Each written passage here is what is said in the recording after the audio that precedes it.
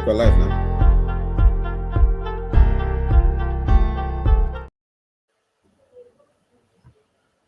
Okay, I think we are live. Yeah, we are. Yeah, so those in the audience, if you can hear my voice, and if you're following up, just put a comment in the chat with your name and where you're joining us from, just so that we're sure that you can hear us clearly. And I think I can see a few people that are currently viewing the session already. So I would say good morning, good afternoon, good evening, good night, depending on where you're joining us from and what hour it is where you are. You're welcome to today's session, which is probably going to be our last session for 2025. And today's session is, last session for 2024, as we are preparing for 2025. I'm already running ahead. So I've been preparing my mind to start talking about 2025. So sorry about that. Good. So, like I said before, today is going to be our last session, and today what we're mostly focusing on is about the new year. So, in a couple of days, we'll be moving into the new year. A lot of people are going to have their New Year resolutions, their New Year plans, etc. And today's session is mostly about how to prepare for the 2025 application cycle. So, those of you that are currently applying, or people that are already planning to apply or make different kinds of applications in the new year, this session is to put things into perspective, answer any questions that you may have as you are making your plans, so that you can hit the ground running when we get into January. For today's session, I'm joined in the studio with 𝐃𝐚𝐭𝐞 and 𝐃𝐚𝐭𝐞. I'll allow them to introduce themselves, but let me introduce myself for those of us who do not know me. My name is Buchi. I was a Commonwealth Scholar at the University of Leeds in 2022. I did a Master's in Transport Planning and Engineering, and I usually host these sessions of Let's Talk Scholarships, which are alongside 𝐃𝐚𝐭𝐞 and a few other speakers.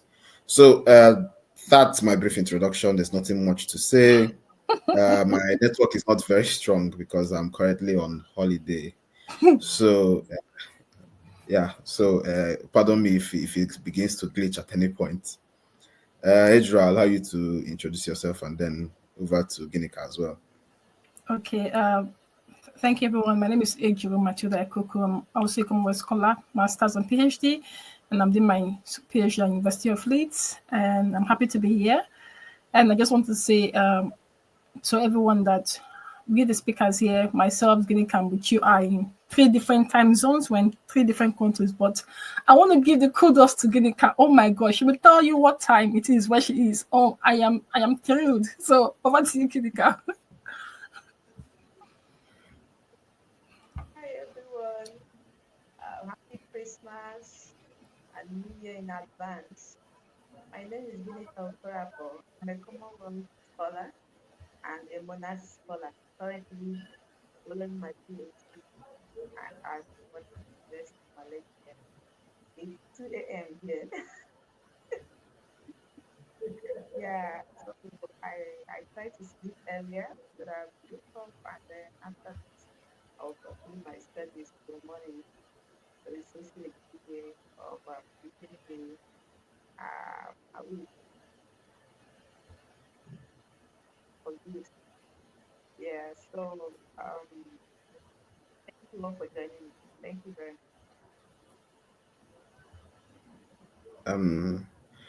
I don't know whether it's my network on my end, but I was struggling a little bit to hear 𝐃𝐚𝐭𝐿 when she was speaking.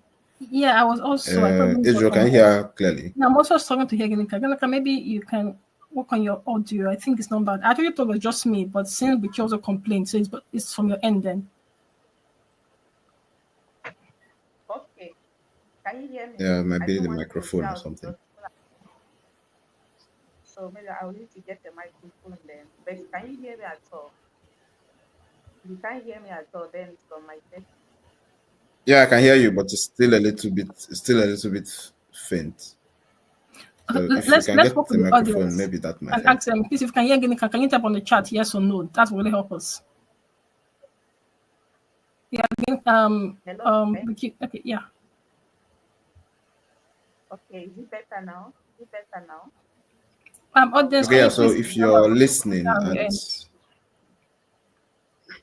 Okay, let Okay, they me can try hear you. ending Amazing. this. Okay, okay. Oh, so All because right. for me So and I you, they can hear. They can hear you in the car. I think it's me and you that have the issue. okay, okay. Okay, that's fine. They can hear you. We're okay with that. all right. I'm not Oh, going to shout oh, because it's PM here and classes. okay. Yeah, okay. I think Bianca, if you finish introducing yourself, okay. But we have mixed house. Okay. Yeah. Okay. But you over to you. Please continue. It might make me sort out some things on display here. Oh, okay, okay. So I think people say they can hear, but audio might be a little low. Well, anything that you can do to improve the audio, we'll see what we can do. But I think we'll go along now. Running my laptop. Oh, okay, okay, okay, okay. That's no problem there. Once you sort anything out, just let me know. Good. So, Thank like I you. said at the beginning of today's session, we're preparing for the 2025 application cycle, and this session is an Ask Us Anything session. It's mostly going to be about answering your questions. There's not so much to talk about from our own end. So, I would appreciate if people have questions to start putting them in the comment sections as soon as they can. Because we're in the holiday period, today's session is going to be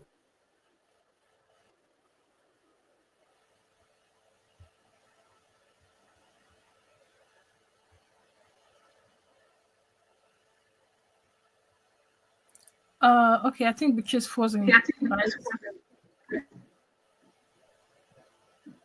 Did you guys Bichi frozen or is it from my end?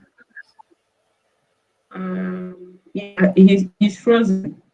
Is it Okay, then because let I me. came in with my laptop? Yeah, that's fine. I can hear you clearly. That's good. So, I like Bichi said today is ask me anything questions. So, if you have any questions or maybe what you think that you can do better in 2025 application cycle, what you maybe you felt you had some issues with your 2024 application or whatever, is it admission, is it scholarship, is it getting a supervisor, is it funding, whatever it is, you can ask questions.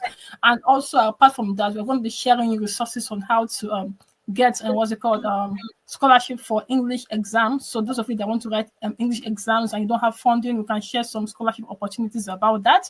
And also Ginika will also be sharing about scholarships. I think is ongoing in our institution right now. So I think she'll let you know about that later. And also we're talking about how to make yourself be more competitive for 2025 application cycle. How to prepare yourself, how to get maybe volunteering opportunities, how to get leadership experience, how to contact supervisor, how to get a reference letter. So whatever it is you have, you want to ask us or whatever you think can make you, because this next year coming, we want to ensure that at least you stand a better chance if you haven't in the past. So take this opportunity to reflect and ask questions. Please know this, no question is stupid. Every question is a question. If you are unsure of how to ask it, just type it there and we can make sense out of it. Don't be shy. Just ask the questions now so that by next year you can be in a better position to send in applications and possibly by God's grace get sponsorship. So please ask your questions. We are all in different time zones and it's quite late where Ginika is, like it's 2 a.m.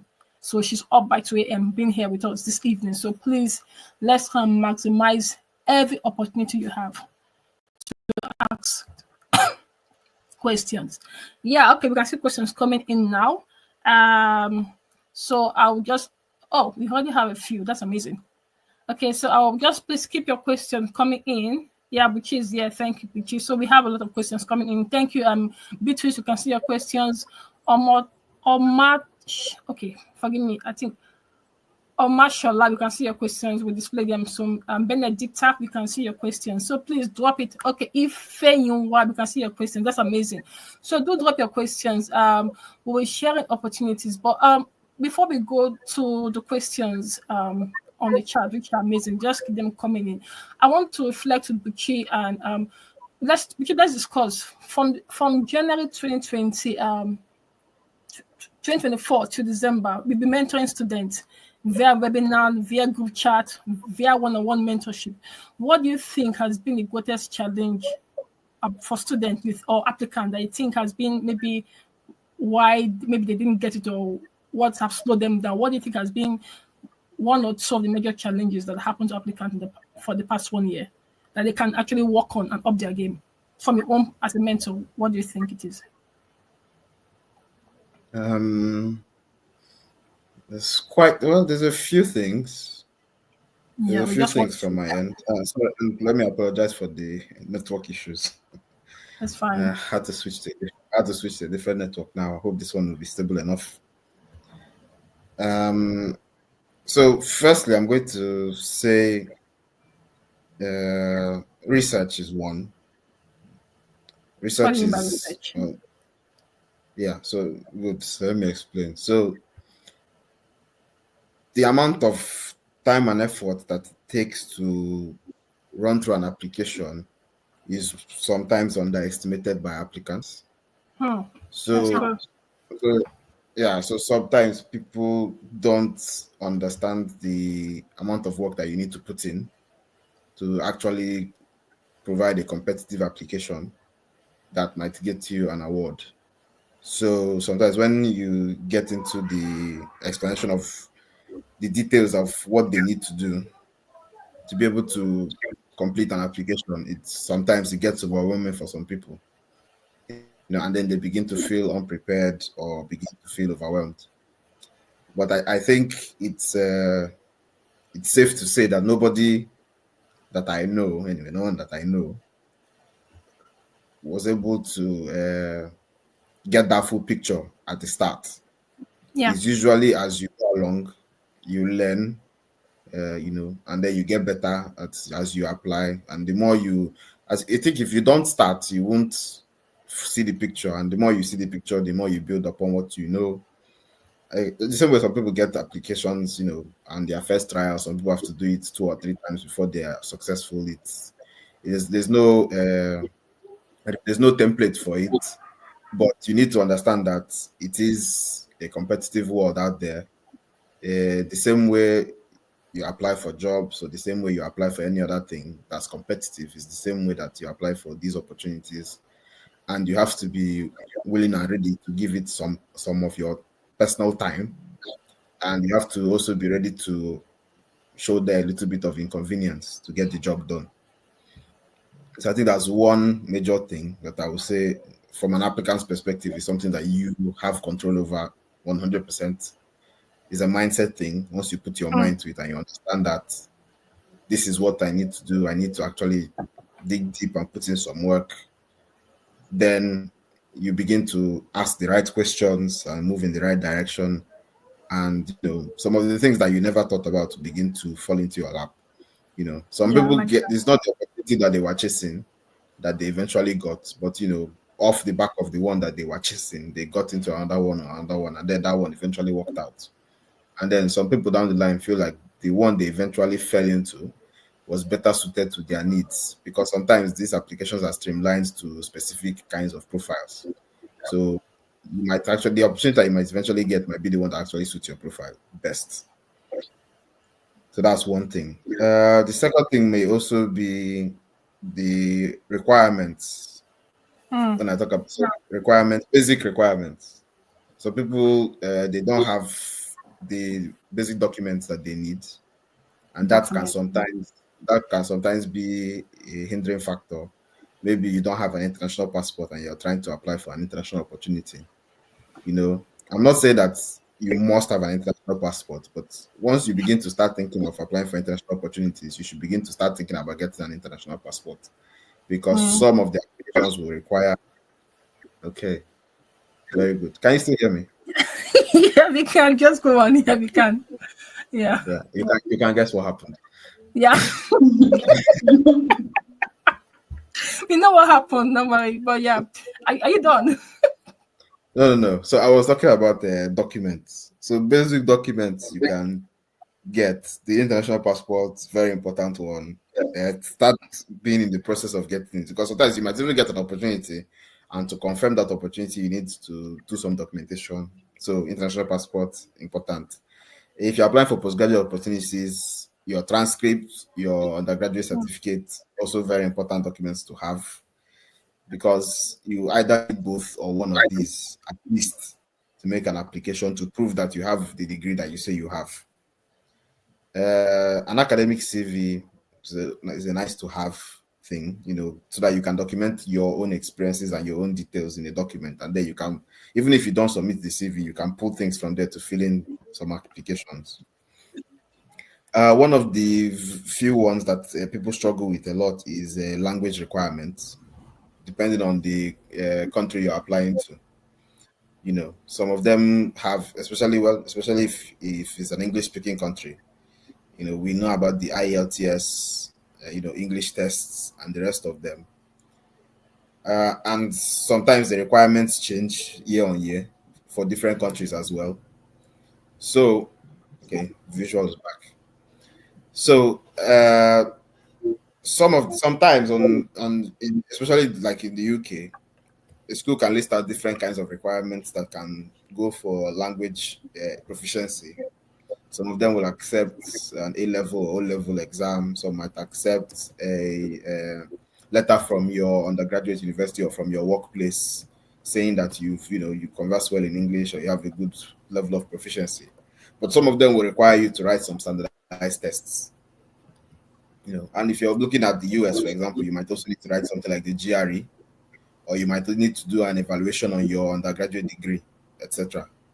So many of these things can sometimes be a hindering factor. You sometimes see applicants asking for schools that don't require English language requirement and the rest of them. But usually there's no school that comes out to advertise that they don't require this English language requirement. That information, if we go back to my first point on research, that information is usually buried somewhere within the university applications. So some schools have different requirements for different candidates of different profiles. Someone who has worked in a certain institution for a complete number of years might not be required to have the same language proficiency qualification as somebody else who's just graduating from school or who has lived in a particular country or not lived in a particular country, and things like that. For standardized tests, sometimes there are some funding opportunities to write standardized tests. Unfortunately, some of these opportunities are not very common. I might know one or two, but most of them are usually some kind of training program where they put you through a program and then you try to qualify for whether or not you're going to apply for a scholarship, and then maybe that program or foundation under which you've taken that training under will now sponsor some of those generalized standardized tests. Yeah, so I think those are the basic things, if you ask me, from my own perspective, that maybe candidates find challenging and maybe people should start planning towards moving into the new year. Yeah, thank you so much. I really love what you said, because I can relate. Most times people don't put enough time to plan for the application, and you're very correct. And it's a good thing we're doing this now. And again, they don't know the required document, like you said. That's really great.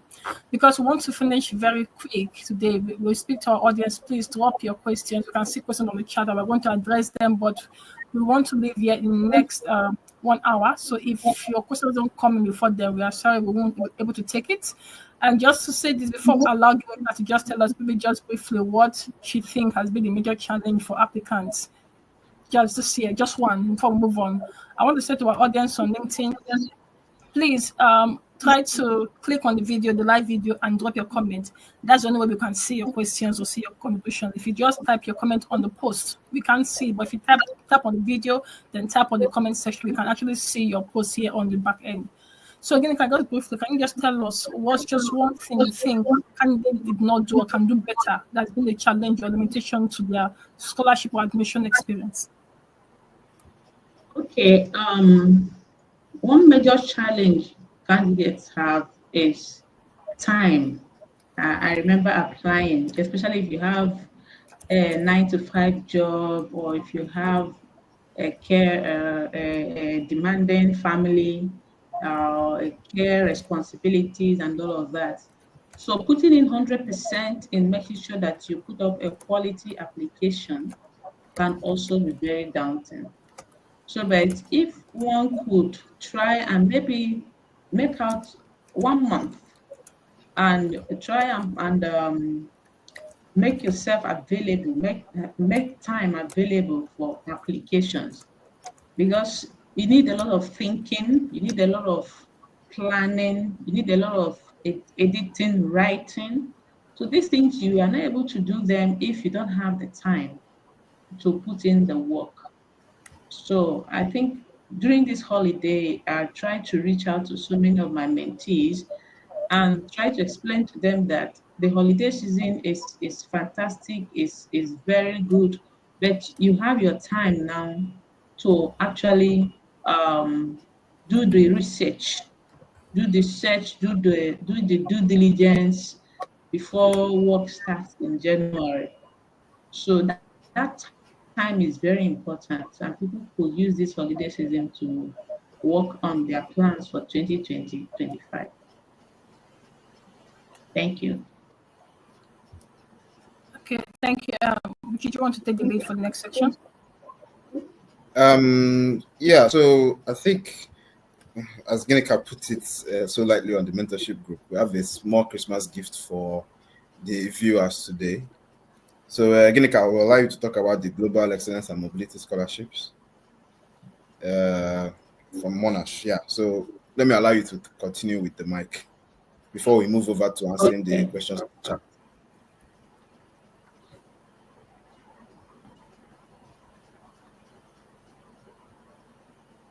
Yeah, you can go ahead. Okay, I think she's frozen now. Okay. Am I audible now? Can you hear me? Yeah, we can hear you. Okay, now we can hear you. Can you Okay, hear me now? Yeah, we can hear you now.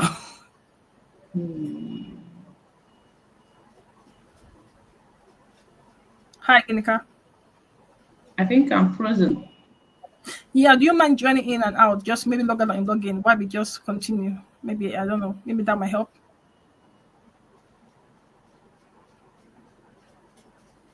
Okay. So, but should we maybe take the first question while 𝐃𝐚𝐭𝐞 try to sort herself out? Is that okay? Yeah, let's take the first question while we get her back. Let's see. Whose question came in first? Okay, so we have a question from Beatrice. Please, when should we start applying to the UK universities for admission for the Commonwealth Scholarship with the FSB? Okay, I'm assuming this is the Commonwealth Scholarship application that took place in October. Yeah, I think so. I think that was, yeah. Okay, so the short answer to this question should be yesterday. Yesterday, you should have started applying to the UK universities for admission yesterday. If you haven't started, the next best time to start applying is today. And the reason is because sometimes admission is on a first come first served basis, especially for courses that are in high demand. So universities might have a number of a quota of students that they want to admit on that course, and you don't want to be in the situation where you get the scholarship but you don't have the admission to take it up. So usually the advice is either while you're applying for the Commonwealth Scholarship or immediately after you finish the Commonwealth Scholarship, start making your application to the UK university, except where the UK university has not started accepting admission applications. But assuming they have started accepting admission applications, you should start your application. So in the case that you applied for the Commonwealth Scholarship or the Chieftain Scholarship or the Commonwealth Shared Scholarship or any of the scholarships to the UK universities, start applying for admission, because the UK university admission process starts, once it starts, they start giving admission on a rolling basis until they get the number of students that they want. So the short answer, like I said, is yesterday was the best time. The next best time is today. I won't say that tomorrow is a good time, because I will always say, don't leave to tomorrow what you can do today. So the admission still might be on Christmas break now, but the admission portal should still be up and running. So you can first create your profile, go and check what the requirements are, start putting your documents together, like I said initially. and so that maybe by January you can submit an application and get your admission approved. And if there's any pending conditions, you can start sorting that out as soon as possible. Okay, thank you, Buki. I'm really happy. So the best time to apply for admission is yesterday or start today. But I'm just kind of curious. If Beatrice, please correct me if I'm wrong. If you're referring to the FSB that just closed, then for you to go for FSB interview, you needed an admission. So how did you do it? Because if it's for this FSB, you cannot qualify without an admission. I don't know that. But if you're referring to the future one, then please start applying now. But regardless of whatever your status is, the best time to apply is yesterday or now. So please go and start getting information as Buchi I just stated. So I hope we'll be able to answer your question. Just to say to our audience on Facebook, LinkedIn, YouTube. I don't know if Instagram is live because I don't know what happened, but if it's live, that's also amazing. Please, audience, drop your questions. We are here to help you answer what we can. Like I said, no question is stupid, no question is small, no question is embarrassing. Just ask and we'll try to help what we can. The essence is to put you in a well-placed position for next application cycle, and the best time to prepare or start doing things is right now. Okay, so the next question is from March. Sorry, just before we move to the next question. Okay. On the previous question as well, I think it's also important to clarify what FSB means for our non-Nigerian audience. Yes. Yeah, so for those of us who are not from Nigeria, FSB stands for the Federal Scholarship Board, which is an arm of the Ministry of Education, which is one of the nominating agencies for the Commonwealth Scholarship in Nigeria. So if you're not in Nigeria and you're in your own country, you would have your national body that is a nominating agency with either your Ministry of Education, your Directorate of Education, whatever body is domiciled under, that's in charge of education in the country, they would have that. And those people usually have their own requirements, to nominate you. So in Nigeria, the FSB's one of the FSB's requirements is that you have admission when you're coming for their interview. So I think this is also a good time to say that if you get admission from a UK university and you're not ready to take up the admission in that year, you can request for the admission to be deferred to the next session. Because in cases like FSB, let me use an example now. For the FSB, the Commonwealth opened their admission process in October. FSB did their interview shortly after, I think around November. And you have to come with admission letter in that November for 2025 September session. Most of the people that will have that admission letter are people that have either reached out to the university in the early part of the year to let them know that they want to apply for a Commonwealth scholarship late in the year. So if you want to apply for a Commonwealth scholarship in 2025, for example, October, November 2025, and you're planning to go to the FSB in October, November 2025, you need to have an admission. So if you contact a school by April 2024, they may not be giving admission for 2026 session as of then. But you can maintain communication with the university to let them know that you will be applying for a Commonwealth scholarship in the end of 2025. And one of the requirements for the nominated agency in your home country is to have an admission letter. And then the university can make a provision for you to get either a document or an admission letter, or if you already have an offer that you're supposed to use in 2025 and you don't have the scholarship or fund to take it up, you can ask the university to defer that offer to 2026 and make use of that admission to scale through the FSB interview. So these are some of the things that you begin to put in the works on time, so that not when the scholarship is announced late in November, you're scrambling to find an admission letter that you take to the interview, which is in a very short window. So I also need to also put that out there. All right, thank you so much. Thank you so much. So I'm getting what we'll do is we'll just answer some questions maybe for the next 15 minutes. Then we'll now go back to the Global Excellence Scholarship. Is that okay? Okay, I really cannot hear you. Can you hear her? Okay, that's fine. That's fine. Okay, great. Yeah. Thank you. Because we have some questions coming, so we believe if you answer some, by the time you're speaking, more will come in. Okay, we have a question. This question is so interesting. From Omuba. I have a question regarding scholarship. Why is it so difficult for most Nigerians to meet their requirements? Okay, who wants to start? Because I have a lot to say, but I want to be the last. Who wants to say something? Why is it so difficult? First of all, I have an issue with the question. So, but yeah, but it's Yeah, so good to I answer think questions. It's I fine. think I also have an issue with the question because where is your data set that is difficult for most Nigerians to meet their requirements? I I I, I would say that it's not true that it's difficult for most Nigerians to meet their requirements. And that in essence means that I don't have an answer to the question because I don't agree that it's difficult for most Nigerians to meet their requirements. If requirements are stated and you get what is required, most of the time you would get whatever you're going for. So unless there's a particular type of requirement that you're talking about, then maybe that may be a special case. But when you talk about requirements are basic things like documents and stuff I talked about before. So I don't really know what kind of requirements you mean, but most of the Nigerians that I know were able to meet their requirements. So I don't know if anybody has anything contrary to say. 𝐃𝐚𝐭𝐞, I don't know if you Yeah, how you feel. I like the guy to speak first. Yeah. Coming from Nigeria alone is a bonus for you from an English speaking country.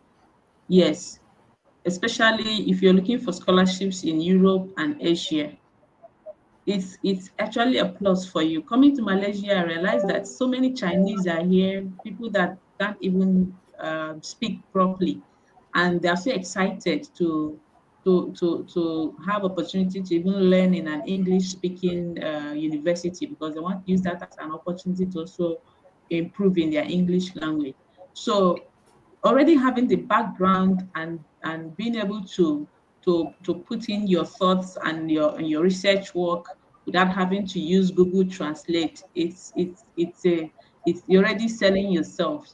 And Nigerians are so good in getting the grades because our education system is very rigorous, and it's more of comprehension and garbage in, garbage out. So we have people, so many first class are from Nigeria, one. So it's quite easier for Nigerians to get scholarships abroad.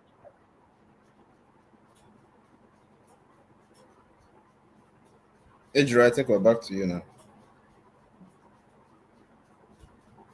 I was trying You're to, muted. Okay. yeah. So thank you so much. First of all, like let me make this clear. I said at the beginning, no question is stupid or embarrassing. So first of all, I want to say to you, Omowa, thank you so much for asking this question because a lot of people can have this mindset. And it's fine that you brought it up here today and we kind of address it. So first of all, it might be where you are applying to. Okay. You might be applying to something that is way above the requirement of what you have. So that you have to look at it, what you have, what makes you competitive. Also, it can be that you can have these things, but you don't know how to get them. So you think you cannot meet the requirement. For example, some schools might tell you we want English exam. But if you write to the school and make your case, they can exempt you. But that you will not know if you don't ask. So I think it's not that why is that you don't meet the requirement. It's either is what you apply to, or maybe you don't just understand that there are other ways to maneuver these situations. So I'll say to you, thank you for asking this question. But I believe one thing I can tell you is watch scholarship webinars at follow group chats. Then you can know how to up your game, how to acquire skills that make you more competitive, how to acquire more maybe certifications or professional certifications that make you more, or volunteering experiences that make you more competitive. Because so the truth is that nobody is competitive like that. We all grew to where we are today. We learned skills, we went to volunteer, we got exposed, we got lectures. So you can get there. So I want to believe that in a short time, very soon, this mindset of yours will be changed by getting more resources. So thank you so much. I don't know, someone is echoing. Is it me or who? I don't know who's echoing. Am I echoing? Because I can hear I, echo. it's probably you, I guess. Well, can you hear the echo? I was hearing it when you were speaking. Great. Okay. But is it okay now? Yeah. Okay. Good. Okay, the next question is from Benedict and Buchi. Yeah. Is the scholarship for undergraduate students too? Okay. Well, this is an incomplete question if you ask me. But if you're asking about whether what we are discussing about on this platform is for undergraduate students too, are you asking whether there are scholarships for people to do undergraduate studies? Or are you asking whether someone who is still an undergraduate can start applying for scholarships for postgraduate studies? So I don't know which one you're asking. But I know that most of our programs have talked about postgraduate scholarships because those are the ones that usually have funding opportunities, mostly funding opportunities. There are some undergraduate courses and undergraduate opportunities that also have funding, but different countries have very different specific requirements for those kind of things. So it's not really a generalized discussion from my own personal research anyway. It's not really a generalized discussion. Even the process of admission for undergraduate courses is usually less straightforward than the postgraduate admissions. So if you're asking about scholarship to study an undergraduate course internationally, that's a very big basket that needs to be unlocked separately. But if you're asking whether as a current undergraduate student, whether you need to start thinking about opportunities for further studies after your study, maybe you're in final year or in your penultimate year, I would say if you are at that position and you're started thinking about a postgraduate opportunity, then you're at a very advantageous point because you're going to get most of the information that you need at a very early stage and start putting things together so that once you graduate, you can be able to harness most of the opportunities. Thank you. Ejiro. Yeah, thank you, Buchi. I'll ask you that. So I went through the chat and I can see that we also have some undergraduates here. There's somebody also in SS3. I'll get to that. Well, the thing is, so far we've been focusing on postgraduate. We've done a few scholarship webinars on undergraduate, but it was in Japan. And 𝐃𝐚𝐭𝐞 also pursues an undergraduate scholarship. But because this is not the first time I'll be hearing undergraduates, even on the group chat, people send me DMs. What about undergraduate? So I think maybe because there are scholarship for undergraduate, there are a lot, but we have not been focusing on that. So, but let's see. That's why I said ask us anything. That's part of this webinar. So maybe it's something we might want to consider next year. We don't know yet, but we might look at it because it's been coming up a lot now recently. And yeah, and I think if they can get scholarship as undergraduate, it's prepared them much better for postgraduate because then they're already prepared. They already know what's expected. So, but still, it's a good thing you're here because I can see there's someone else on YouTube also asking for undergraduate. So yeah, some of these application tips can also be useful for you. But yes, there are other. You can also go to YouTube. There are people that focus on undergraduate, but we are hoping we can start doing something like that next year. Yeah. So yeah, but like Buchi said, if you're also in undergraduate and you want to start thinking about postgraduate, there's nothing bad learning about the documents right now, which is your transcript, your results, reference letter, etc. So yeah, so that's great. Thank you. The next question. Okay, I really don't know what I'm echoing.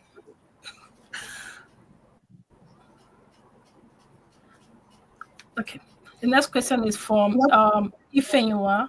Please, good evening. Please, I need advice on writing my statement for the SI Swedish scholarship. Okay, I don't know much about that scholarship, but anyone want to say anything on maybe personal statement or something? Okay, this is a very specific one, so it's not something that can be answered generally. I remember applying for the SI Swedish scholarship at some amazing. point. Yeah, a few years ago, and I think there's about 3 or 4. About 3 questions you need to answer, I think, and then upload your grades and a few other things. So I can't give very specific advice now because to be very honest, I can't remember the questions off the top of my head. But maybe for the person asking the question, you can reach out to me on LinkedIn and we can talk about that. Yeah, so I just went to YouTube and I can see there are a lot of questions on YouTube videos on the scholarship. You can also look at those webinars. There are a lot of resources. Yeah, maybe it's something we might do next year, but in terms of writing my statement for SYC, I don't know what they're asking, but they're asking, let me not say what I don't know. So I think let's just stop there. Yeah, so I think the next question would be, Mickey, would you want to put your phone name on the chat so the person can send you a message on LinkedIn just in case they missed the name? Okay. So that's Mickey's name. Yeah, okay, that's great. So the next question would be from Chibuzo. I would like to know about scholarships that are still on. Okay, I think this one will bring Vinegar back. Yeah, so before we Vinegar back, there are some scholarship on, but and the one I know of is there's this African scholarship. I think it's in the Netherlands. I'll try to share the link again. I shared it the last time. It's ongoing. I think the deadline is January 8th or 15th. I can't remember, but it's closes in January. And the other scholarship ongoing too. So Vinegar, would you want to talk about the Global Excellence Scholarship? Yes. Let me quickly do that while I'm still online. Okay, so the link has been shared. It is a mobility scholarship between Monash University Malaysia and Monash University Australia. So one thing that's quite striking about the scholarship is that the topics, the research topics and the projects have been defined. So all you need to do is to go to the website and then check if your department is there or your topic of interest is there. And then you could develop a short research proposal and of course, key in the name of the supervisor in the application form. So it's open for only first class graduates. It's not open for second class graduates because it's going to be fully funded. There's going to be stipend, there's going to be research, travel grants, and all of that. So apart from the Global Excellent Mobility Scholarship, I also found out that the Graduate Research Scholarship is open till March for the first batch. That's for the September intake. So you can also go through that. For the Graduate Research Scholarship, is open for PhD and Masters.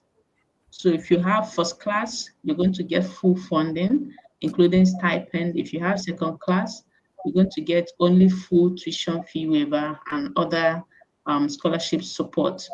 So that's the one I'm currently benefiting from. So it's open. So please go in and then shoot your shot. Thank you. We actually put the link on the chat. So those of us on YouTube, you can actually click on the link. I will see if I can put that on Facebook too. So thank you so much. But do you want to add, is there any other scholarship that you know that are ongoing? Not at the moment, no. I think those are the ones I know. I think the one Netherlands we talk about is the Orange. The government of Ireland. Okay, yes. The government of Ireland scholarship that's also currently on. Yeah, so the government of Ireland, Excellence Mobility Scholarship in Australia, Monash, and African Scholarship in Netherlands. The others going to just go online and type ongoing scholarships, and I think you get enough information. But yeah. Okay, there's another question. I think Richie, you take the lead for this one. Okay, another one from Beatrice. Also, is the 2025 Commonwealth application to be awarded to start a master's or PhD degree in 2026 in any school in the UK? If I understand correctly, the answer to the question is yes.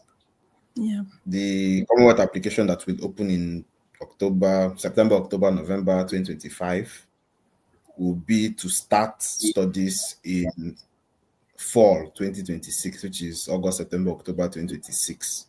That's usually where the scholarship works, is a 1-year cycle. So you apply this year, you start next year. So the one that was applied in this 2024, those people whoever wins those awards will start school in September, October, August 2025, depending on which school you're going to. All right, thank you. Another question. How can a person know if a master scholarship is thought-based or research-based? Adrian, do you want to answer that one? Let's give it to 𝐃𝐚𝐭𝐞 first. 𝐃𝐚𝐿𝐴? It will be defined. It will be defined in the advert. Yeah, that's true. Yeah. So if you just go to the school website, their programs, and they put the courses, they'll write thought or they'll write research-based. So you just go to the school, go to the department, go to the course. By the time we are going through, you can tell if it's a thought or research-based. They always tell you about it. It's always defined, like 𝐃𝐚𝐭𝐞 said. Yeah. In the worst case, if you don't see it, you can't find it, send an email to the school just to be sure. Send an email to ask. Maybe their website is undergoing maintenance or is not yet set up or whatever, and you find it difficult to find that information. Send them an email. Ask them. They will answer you, and they'll give you the information that you need. Oh, Elizabeth, thank you so much. You're the person that thought of compliment of the season. You see, thank you, Elizabeth. Compliment of the season to you too. Can you please make a webinar on research proposal, please? So we've made, I think, 1 or 2 webinars on research proposal, but I don't know if it's on the page yet. I'll try and look for it. But yes, you can make it for next year. That's part of the plan. I'm happy you mentioned it because, like we said, ask us anything. We're here to ensure that we can serve you better in 2025. So yes, we're happy to do that. But I know we've done that in the past. I'll try to look for the link if there is anyone that can pop on the chat. But at the same time, we'll work towards that next year. Does anybody want to say something? Yeah. No, I think that covers it. Okay, Bichi, next question. Next question. I put it on the screen. No, you should. Okay, I can do that. That's fine.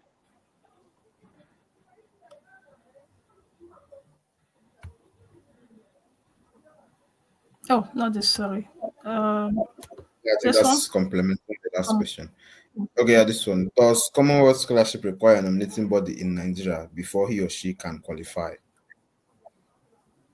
Okay, so I think this is where I have to state that the Commonwealth Scholarship Commission offers a range of scholarships, scholarships and fellowships, and I think there's a new one that they just launched that is for entrepreneurs and startups.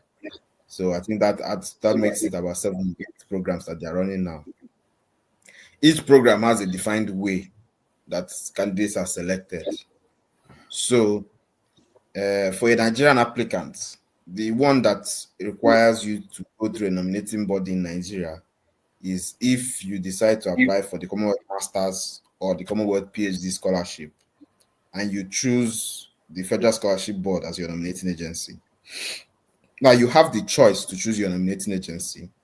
So you can either choose the national body in your country, or you can choose any nominating agency from the list of NGOs. Usually, when the scholarship is advertised, there's a list of nominating agencies, and this nominating agency has a specific profile of people that they are nominating. There are some of them that are for just female candidates. There are some of them that are for just maybe disabled candidates. There are some of them that are for specific courses. So it depends on what you qualify for. So when you choose what you qualify for, when you see what you qualify for, depending on the different nominating agencies, you can choose who you want to select as your nominating body. But there's usually room to choose more than one nominating body or to apply through more than one nominating body. So you can also think about that. So you don't have to restrict yourself solely to the national body of your home country. Few other programs you may not need the national body. So Commonwealth Shared, you're nominated through the university in the UK. For the new program that just came out, I think you're nominated through a series of other requirements. That's for the startups. This one is not purely academic. This one is not for startups. So it depends on which of the scholarships. But like I said, the masters and the PhD are the ones that usually have the national body as the nominating agency. I think that's all I can say on that question. 𝐃𝐚𝐭𝐞, do you have anything to add, or should we move on?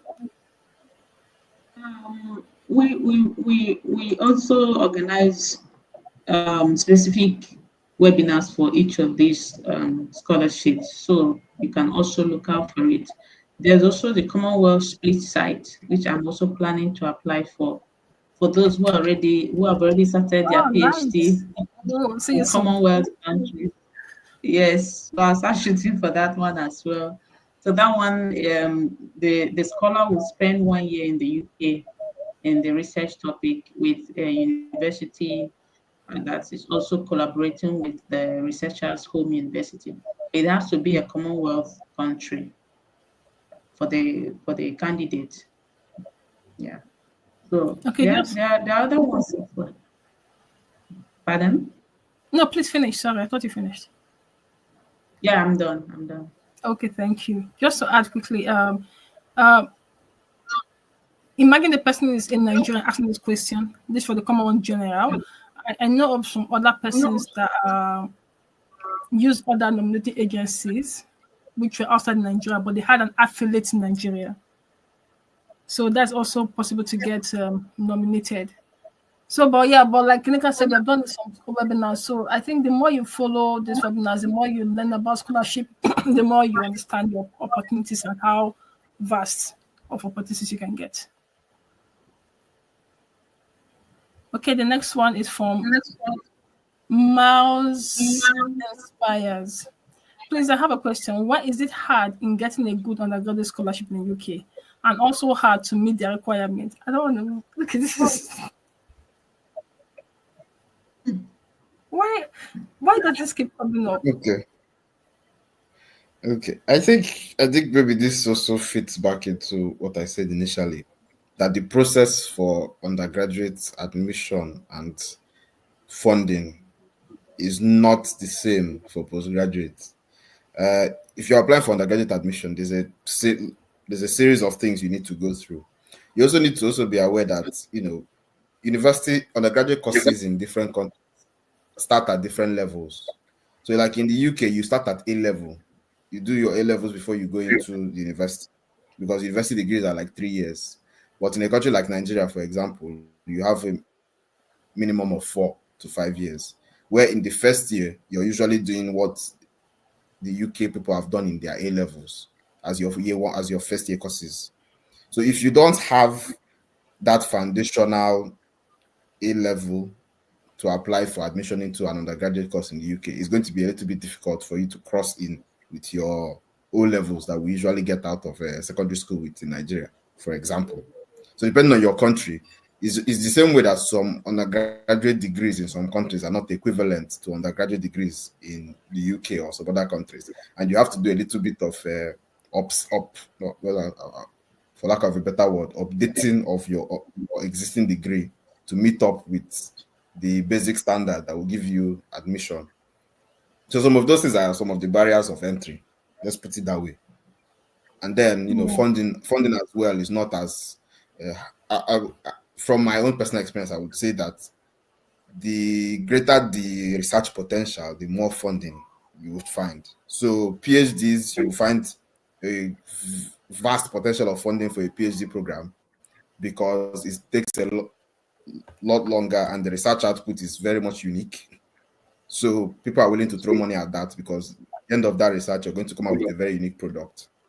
Then next on the line will be a master's, and then followed by that is an undergraduate. Because an undergraduate is somewhat basic education, the funding opportunities for undergraduate are usually most of the time not as vast as those for PhDs. And sometimes they are on need based. So, there's a difference between merit based, need based, and, other scholarships that have different themes, like the Commonwealth scholarships that are developmental based. So they are looking for development impact. Some scholarships are looking for people that are, unable to afford, or people in different situations, people that are disabled, people that have learning disabilities. Those are some, because of what an undergraduate degree might be seen as, a basic leveler. Sometimes the funding is directed towards this kind of category of people rather than, say things like research excellence and merit and the rest of them. That's not to say that the opportunities do not exist in every sector, but it's just something that you have to have at the back of your mind, that you may have to dig a little bit deeper in order to find the opportunity that you're looking for. Yeah, thank you for that. I think it's a call, because I know that there are videos on scholarship on grad, but I'm not sure there are a lot of live webinars on how to apply, because on that is access information and people actually mentoring them. So I think it's something that I'm looking forward to doing next year.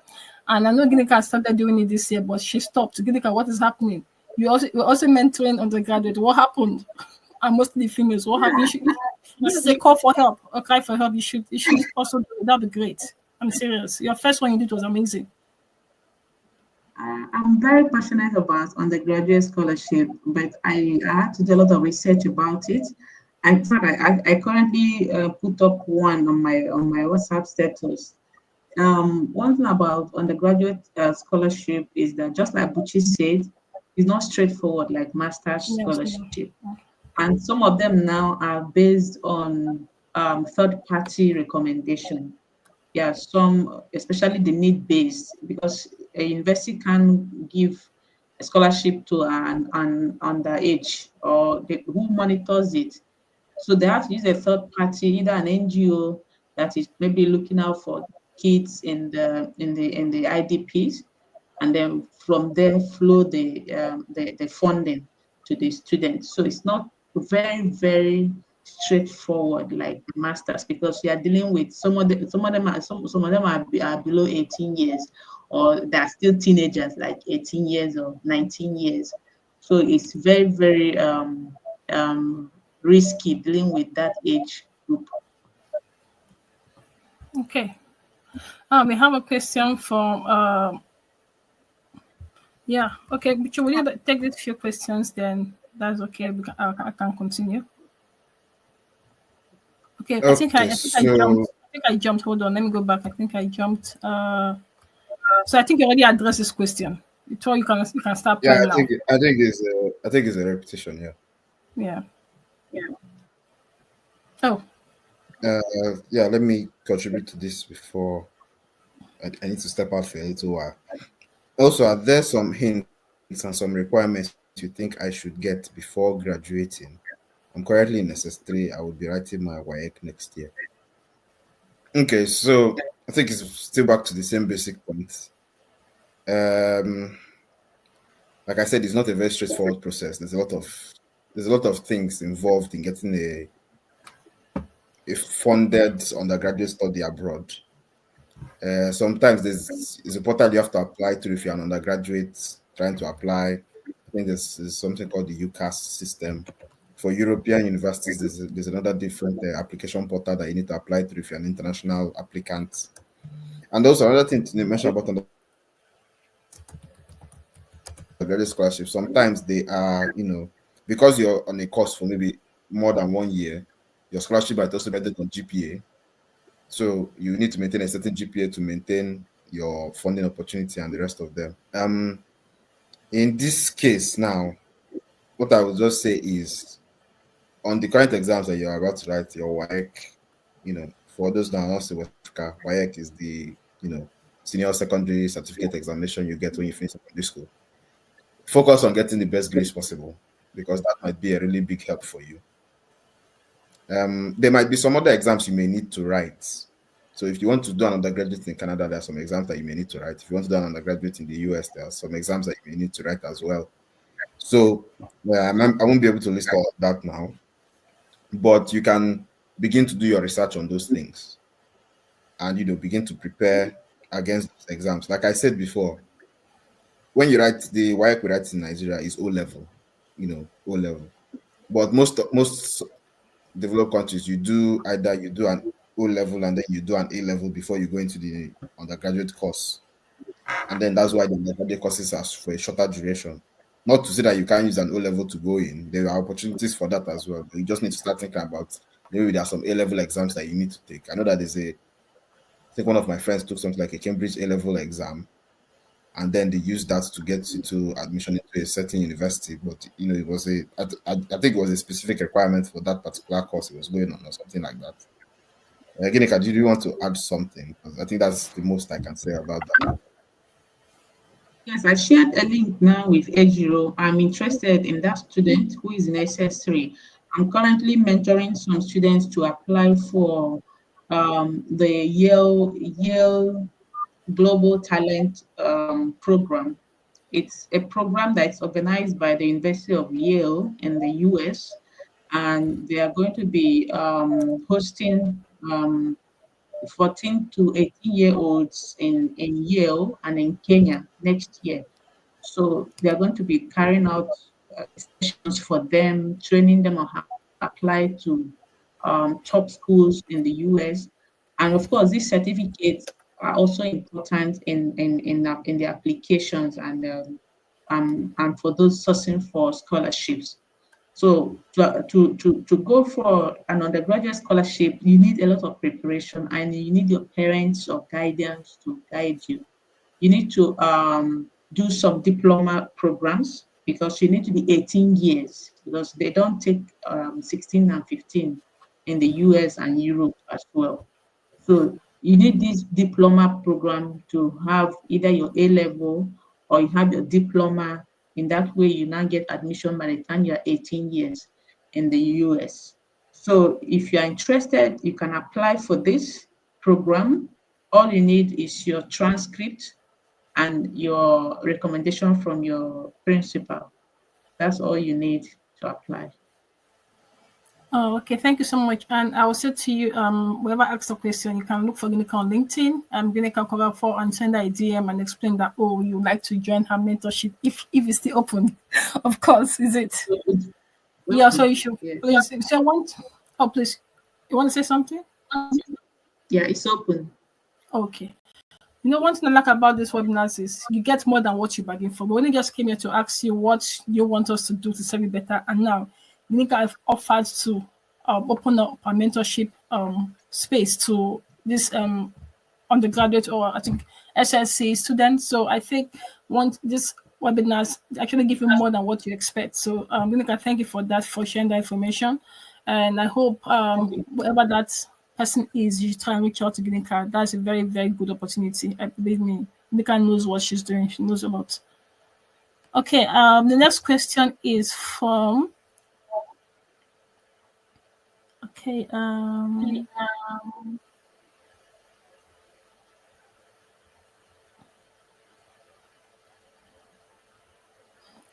okay, next question is from Beatrice.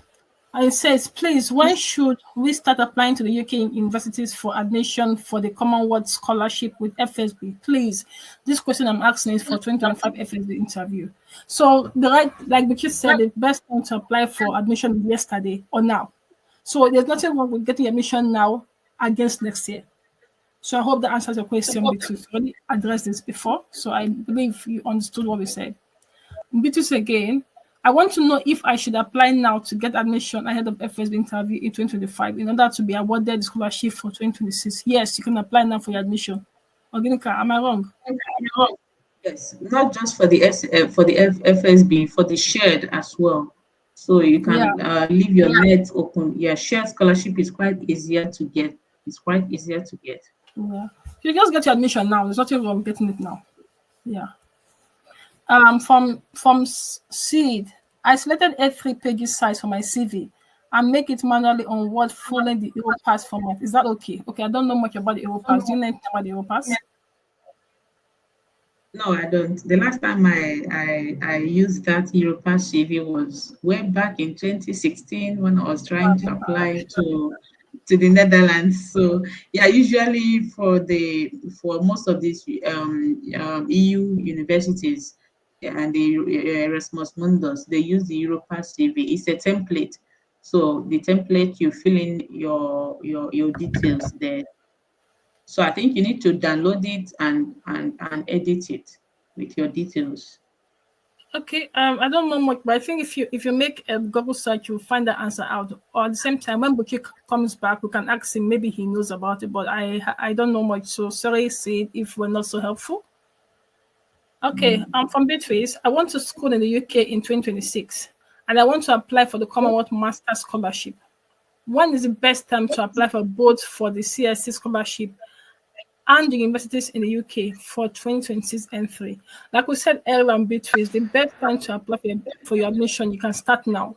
Then the Commonwealth for 2026 is going to open in 2025 around that, I don't know, it depends, September, August. Then you can now apply for the scholarship. For now, get the admission and keep it. There's nothing wrong with that. And if the admission you get and it's for 2026, you can tell them that they can defer it for you to 2026. So there's nothing wrong with applying now, getting the admission, and defend until you get a scholarship. Some schools will tell you yes, you can defer, while some tell you no. And if you get the scholarship now and they deny you a deferral, that's fine. Apply next year again. There's nothing wrong. At least now you understand the system and it's not be hard for you to apply again.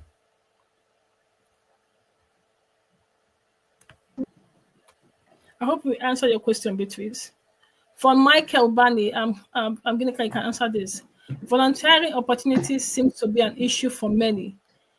Individually, could you share how you harness such opportunities, especially one related to your given career pursuit? Well, I love this question. Nika, you want to start?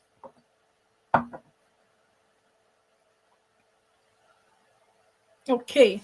What we get back is yeah, I kind of agree with you. When you mean an issue, Michael, I don't know what exactly you mean, but from what I think, some people don't know where to start or how to get these opportunities. I tell people one thing: you must not volunteer with a big organization before you call it volunteering. You can volunteer in your church, you can volunteer in your school, you can volunteer just with any small organization close to you. If you can get the big opportunities, that's amazing. If you don't get it, even in school, being a class captain, being a class rep, being an assistant rep, or whatever it is all volunteering. Now, regarding your what's it called, your career pursuits, maybe for example maybe you're in the medical field, for example. Now, I'm not in the medical field, but you can go to, maybe there are some maybe hospitals or little clinic, or possibly just people that are pharmacists. Oh, can I come and volunteer with you maybe once a week or something? Paid or unpaid, I don't know. You can make the arrangement, or you can just go online and type. There are a lot of volunteering organizations online. You can just go and type online volunteering opportunities in my field, or in medicine, or in what's it called, in biochemistry or whatever. There are these opportunities there. Just go and type them and search and apply. Or you can just use one within your environment. Like I said, go to hospitals, or go to churches, or go to pharmacies. So it must not be so big. We make that mistake that you must volunteer with a big organization. No, you can volunteer with both small and big. It depends on what you have access to. So I hope that is helpful, Michael. Gilika, do you want to add to this? Gilika, can you hear me? Yes, I can hear you. Let me also add to that. Okay, great. Okay, so if you're going to be applying by September, and you have between January and August to boost your CV, to boost your profile, apart from volunteering, get internship opportunities if you're not working yet. Even as a student, even as an undergraduate student, look out for internship opportunities. Make your CV very busy with courses, online courses, especially courses that have to do with IT. Yes, get to train yourself on how to use some of the tools that are going to be necessary in your field. If you're going for medicine, you should look out for tools, what they call programming skills in that area. These things are things that will make your CV to stand out. If you're going, you don't have to be an IT student, you don't have to be a computer science student to start learning skills in every field. There is an IT skill, there is a software for every field right now, be it medicine, be it biology, be it chemistry, engineering, whichever field you're working in. So try and make yourself sellable by getting these skills. Some of them are free online. Yes, you can start working on those ones with the free version. It's going to give you access to free licenses to these softwares. But then you can start the introductory aspect of it with the free online courses while you're waiting for a scholarship application window. Thank you. Okay. I want to see. Can you tell me if you can see my screen? Yes, I can. Yeah. No, I want to share the screen. I hope I'm sharing the right thing. Let me see. Give me a second. Can you see this? No, I can't. Okay, it's coming up. It's coming up. So Michael and others, there are many volunteering opportunities. Some are paid, some are unpaid, some take you around the world, some it depends. So one good way to start is I'm going to share a link. It's called International Volunteer Headquarters. You can just go to the website and click on what country you want to go to, click on what field you want to volunteer with or volunteer in. So it's just fill the form and follow it through from there. There are other ways also. I also share other links. So what I'm saying is this: you must not volunteer with a big organization before you call it volunteering. You can volunteer within your immediate space, your school, your church, hospitals, whatever, something close within you. And if you're trying to go further to big organizations, that's also fine. You can also do that. So let me share the link to some volunteering sites. So this is one. It's called International Volunteer. So that's on YouTube. You can just click on the links. It's on the chat. And this is another one. It's called I think it's So I think I'm using name, but they are both different links. So oh no. Okay, this other one, online volunteer. So there are two links there. So try and navigate them and let's see where it takes you to. Okay, the next question is from 𝐓𝐢𝐦𝐞. Please, are there still any Commonwealth scholarship that are open for those that want to school in 2025 now? Honestly, I don't know. Do you think there are? I don't think there are. Because I know Commonwealth shared closed on, I think, is it not December 12th? And Commonwealth split site closed December 16th or 17th. I don't know if the other ones open. Ginika, do you know? Usually by December, most of the Commonwealth scholarships are closed. By December, in fact, all of them are closed because they have to start reviewing and getting back to people by March, by April, June. There's this scholarship. I think it's Queen Elizabeth scholarship. Although that one is not for UK, but I don't know. I don't know if it's open. Let me do a quick search. Queen Elizabeth scholarship. Is there also Commonwealth? Let me see. Give me a second. Queen Elizabeth scholarship.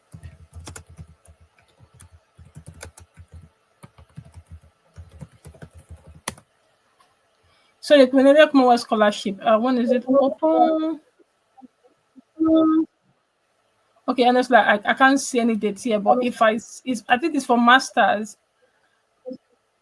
Yeah, it's open, Ginika. So the Queen Elizabeth scholarship is open. Let me share it with you. That's actually good. So let me quickly share that. Let me see. I need to stop screen share. Right, okay. Then share again, share screen. Let's see. So can you see my screen? It's coming up. Yes.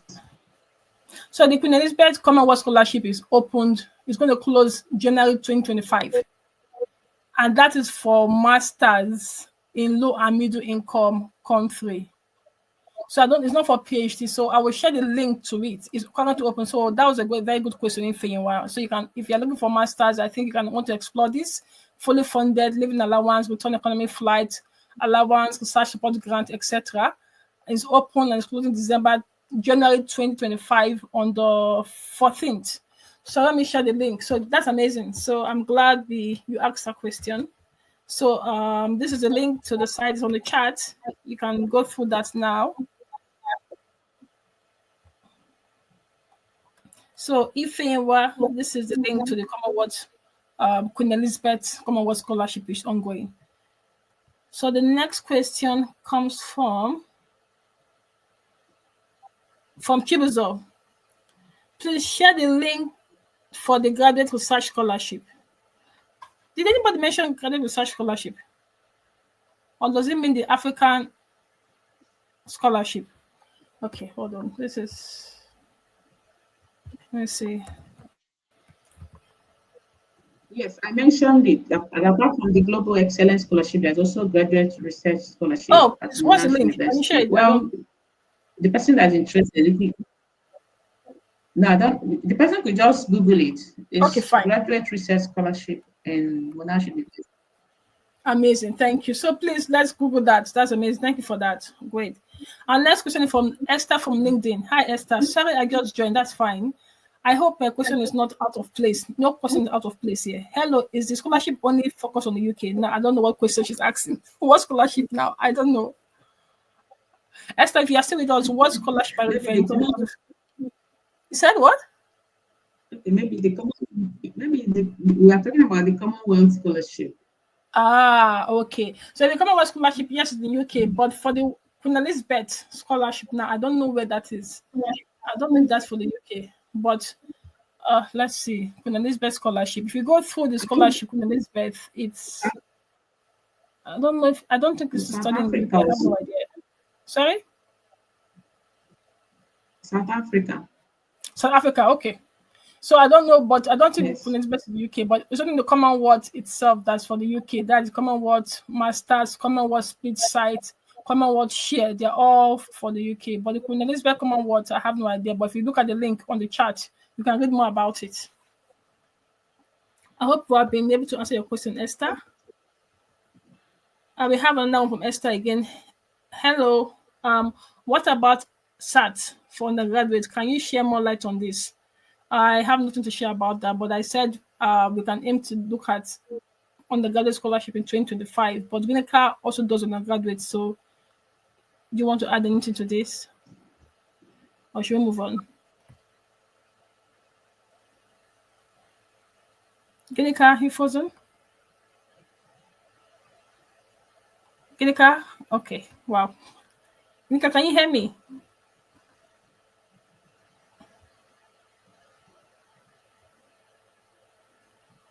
𝐃𝐚𝐭, can you hear me?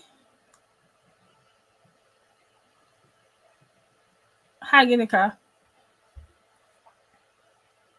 Hello, Adrian. So Am I the one that's thrown out or you?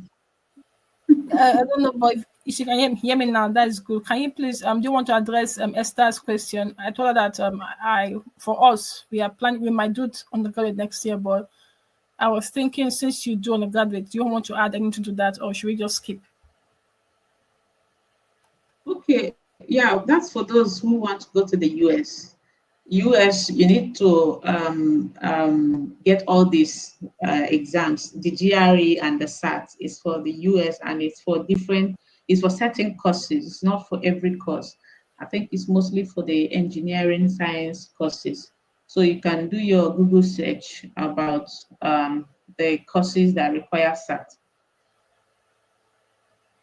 All right, thank you so much. We have one of our mentors online, Olusoga. It's been nice to join us at the back end, Olusoga, than just being on the chat. If you don't mind, we would like to have you here with us. Just you have the link. Just try to join in if you want to join in. Okay. I can see we don't have more questions here on the chat. I'll quickly check LinkedIn on Facebook, but I want to say to applicants, I think three things. I think we'll be looking at what have been said so far is research proposal, undergraduate scholarship, and I think with respect to admission, I think that's the three things I understood that they need for next year, other than the questions we've addressed so far. So 𝐃𝐚𝐭, I don't know, do you want to throw more light on maybe any tips you think applicants can work towards next year? Or I don't know, do you want to just share anything before, because we're almost close to the time to end today's section. Please, if you have more questions, try to pop them in. We're heading towards the end of the session this evening, and we hope will be helpful. So, 𝐃𝐚𝐭, do you want to add any tips what you think applicants can work towards next year, or any advice, I don't know, or whatever you want to share? Yes, the reality of the matter is that you cannot afford to study abroad if you're looking for scholarships. So why not be open? Why not be open? I think US and the UK are in high demand, especially with the popular scholarships. But there are hidden scholarships. There are scholarships in Asia and Europe that most people don't even know about. And some of them, their requirements are even basic. Yes. Yes, some of them, their requirements are actually basic. What I mean, you have your 2-1 and then you have good grades and that's it. So why not look out for all those scholarships and be open? Yeah, if you find a scholarship in Dubai or in China or in South Korea, these things. Scholarship is to give you opportunity, international opportunities. From there, you can make your way to the US after your scholarship. From there, you have access to more information, network. You build your network instead of spending another 1 year looking out for scholarships. If you miss it this year, you're going to wait till next year, and these years are passing by, and you could have been more productive running your program somewhere and building your network and building your skills to be able to compete for the more popular scholarships in the US and the UK and Canada. So that's my tip for you as you go into 2025. Be open to all the opportunities that come your way. Thank you very much. Yeah, I really like what you said. Explore other countries. It's not just the UK and US. I was in a webinar yesterday, and some of the question asked, some of the question asked was, must I don't want scholarships that will make me return back to my country because of Commonwealth have this clause, Chevron have this clause. You know that, right? I know what I said. I said, you've not one left here. Already bothered about coming back.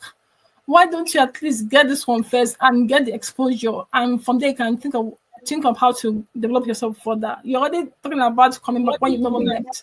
So I love what you said. Even if the UK and the US doesn't work for you, there are other ways, other scholarships. There's Europe, there's Australia, there's Malaysia, there's Asia, like you said, Asian countries. Get those ones there. From there, you can always move. So I really love that. I think they needed to hear that because most times we just put ourselves in just one direction. We don't want to explore or enlarge our search base. So yeah, I really love that. We have the chip back. That's amazing. Right on time. So we're just learning about advice for applicants for 2025. And I love what Gimka said. She mentioned don't just focus on US and UK. Expand your search base. You can always go to Australia, Canada, Asia, and maybe in the future you can now go back to UK or US. I really love that. So, Richard, do you want to add what advice can you give applicants for 2025 that you think are very necessary for them?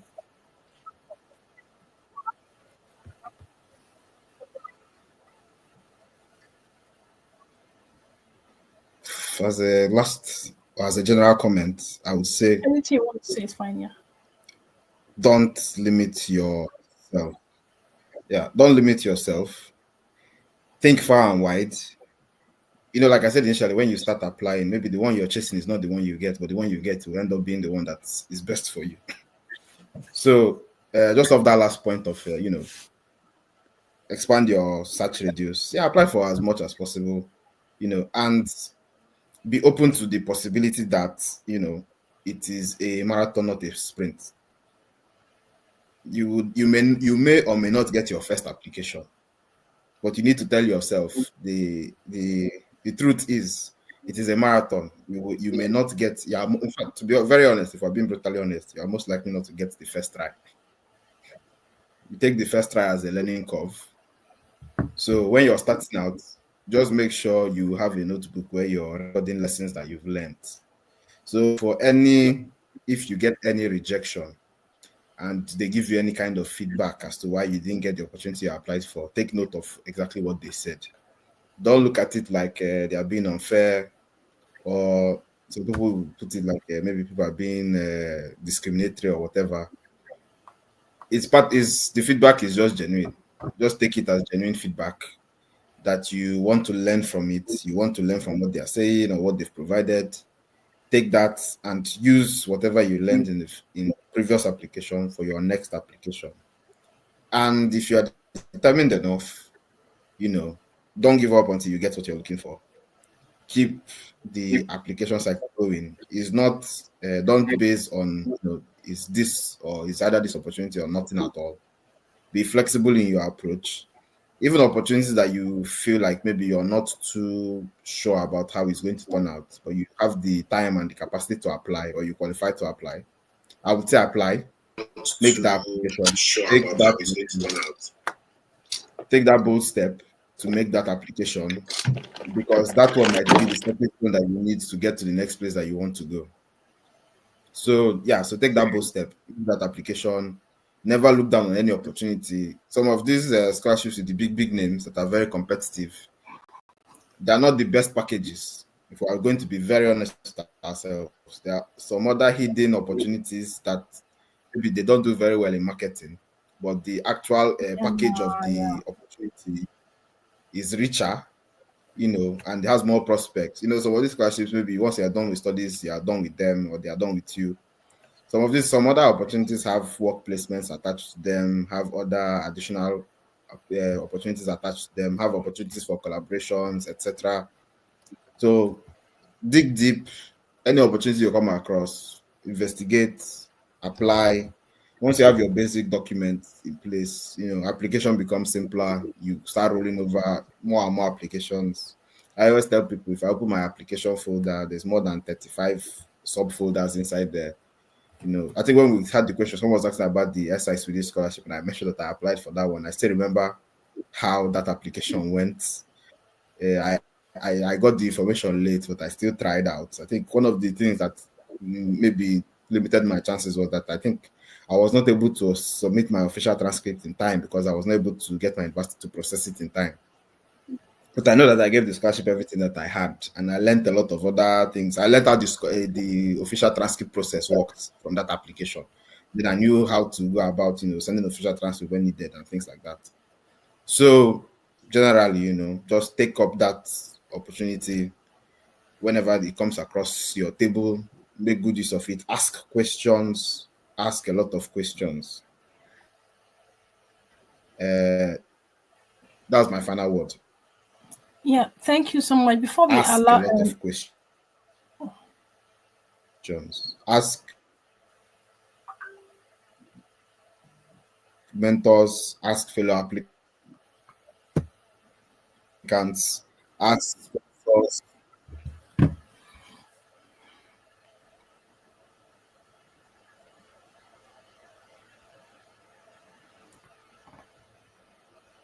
I don't know, Bikchi, are you still speaking? Because I don't know what's happening.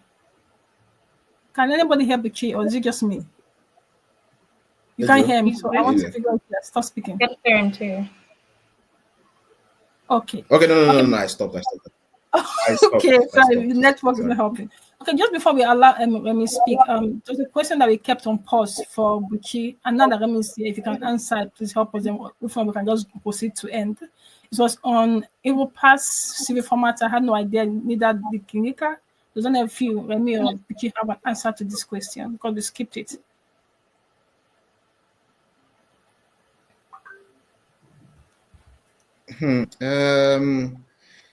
I've heard of Europass format, but I don't know much about it. So maybe I can't really answer this question. Remy? What? Yes, same here too. I'm not sure that I'm able to answer this question, but I want to know, is this for maybe when you need to attach some of your credentials to the essay application, the scholarship? I want to know why this question is coming. I have no idea, but Said, if you can respond to Remy's question, that'd be good. I have no idea.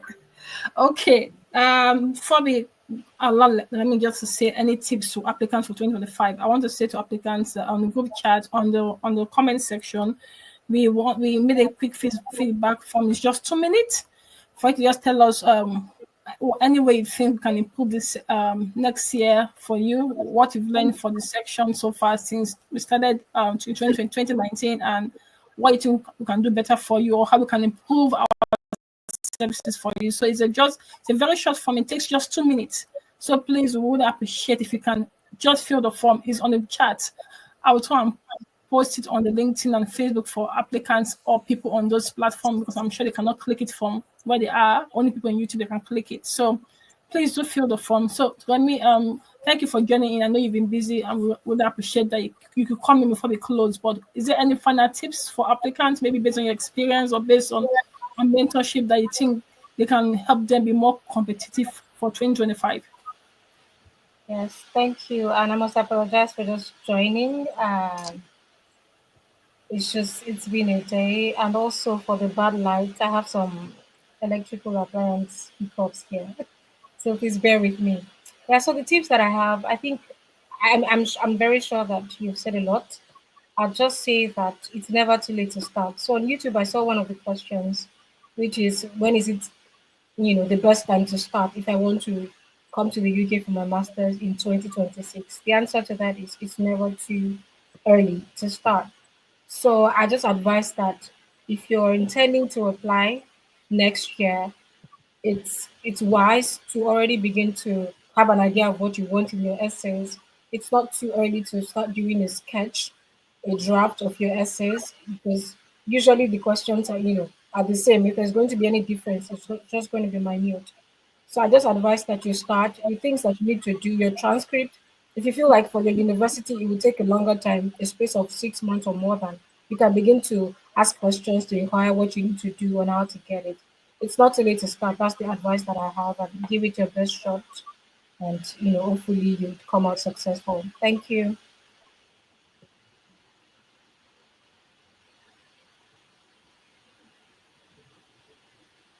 Yeah, mute. I'm muted. So thank you so much. I'll give my last piece of advice, and I'll allow Buju call it tonight because he started it, so he should end it. I just want to say, first of all, to applicant that look at Remy had a busy day, but she could still join. She was struggling with internet and electricity, but he's still here. Ginika is almost 4 a.m. in where she is. She's been up since 2 a.m. trying to speak and advise. Now, if we as mentors who do not need scholarship are here giving our time for free, nobody's paying us, being up at night, and we are tired or we are exhausted, but we're here, then you, that is the applicant, you should give it your all. I know people say free things are abused. Please, let's not abuse this one. This is resources that is free, but this is expensive resources because you cannot pay most of us for our time. But we're giving back to society. So if we can invest our time for you, invest your time to put in the effort, ask the question, get answers, and apply them, so that next time in the future you'll be the one also helping the next person, extending your hand of help to the other applicants. So I hope this is my give back, or rather my own summary to applicants and mentees. So thank you. Abuchi?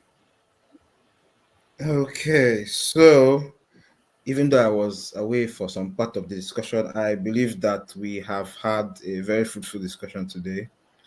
And hopefully we were able to run through all of the questions, maybe except the one on the Europa CV. But on that one, I would also add, I think if you use online resources, I think the information you're looking for should be there for these kind of things, usually, because if I'm to go and check now, I just go online and go and digest a lot of information, and I'm sure that the answers to those questions will be there. But I also try to ask out to people to see if we can get any more direct feedback on that. But apart from that, I believe that we've had a very fruitful session. And like I said, this is the last session for the year, the end of 2024. Please take out your time to fill out that feedback form. I just checked through the form now. I think we have about 15 responses so far, which is a lot less than the number of people that have viewed this session. So take out time, fill in that form, even if you haven't, even if you don't. It's very simple. It's a very simple form, very simple questions. Anybody can answer the form. Even if this is your first time attending any of our webinars, you can still fill out the form, put in some suggestions there.